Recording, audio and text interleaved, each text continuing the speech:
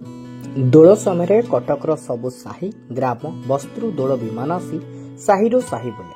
ବିମାନ ଆଗରେ ନାମ ସଂକୀର୍ତ୍ତନ ସହ ମୃଦଙ୍ଗ ଝାଞ୍ଜ ଘଣ୍ଟ ବାଦ୍ୟ ବାଜେ।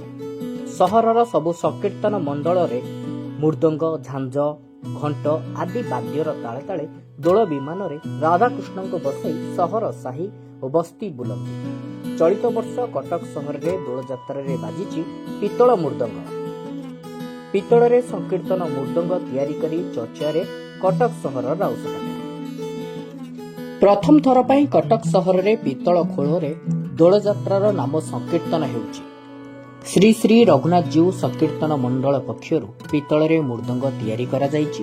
ପାଖାପାଖି 150 କିଲୋ ପିତ୍ତଳରେ 15ଟି ମୃଦଙ୍ଗ ତିଆରି ପାଇଁ ଦିଆଯାଇଥିବା ବେଳେ ସେଥିମଧ୍ୟରୁ 10ଟି ଖୋଳ ତିଆରି ସରିଛି। ଏଥିପାଇଁ 2 ଲକ୍ଷ ଟଙ୍କା ଖର୍ଚ୍ଚ ହୋଇଛି।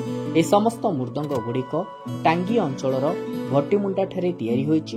ମାଟିରେ ଥିବା ମୃଦଙ୍ଗ ଠାରୁ ଏ ପିତ୍ତଳ ମୃଦଙ୍ଗର ଶବ୍ଦ ଭିନ୍ନ ପ୍ରକାର। ଜୟ ଜଗନ୍ନାଥ। ଏ ଆମର ଶ୍ରୀ ଶ୍ରୀ ରାଧାଗୋବିନ୍ଦଜୀଉ ସଂକୀର୍ତ୍ତନ ମଣ୍ଡଳର ମୁଁ ଜଣେ ପୁରୁଣା ସଦସ୍ୟ।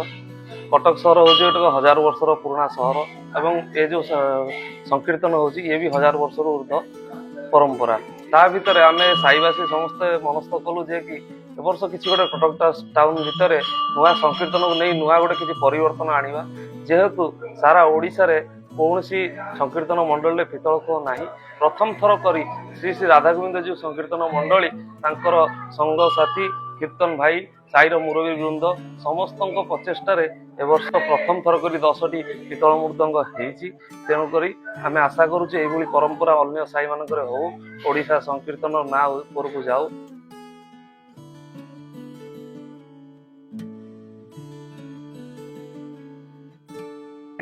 ଜୟ ଶ୍ରୀକୃଷ୍ଣ।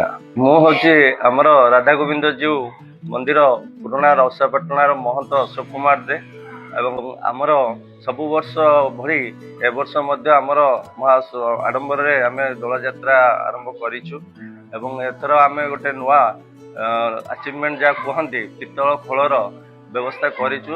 ଆମର ସମସ୍ତ ଗ୍ରାମର ବାସିନ୍ଦାମାନଙ୍କର ଏଇ ଅନୁଦାନରେ ଆମେ ପିତ୍ତଳ ଖୋଳ କରିଛୁ।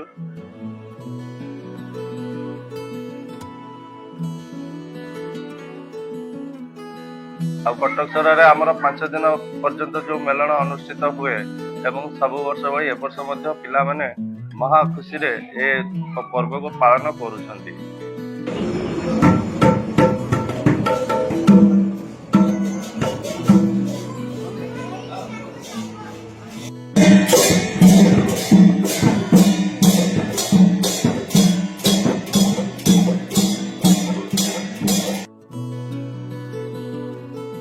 କଟକରୁ ଦୀପନଙ୍କ ରିପୋର୍ଟ, ନ୍ୟୁଜ୍ 18 ଲୋକାଲ।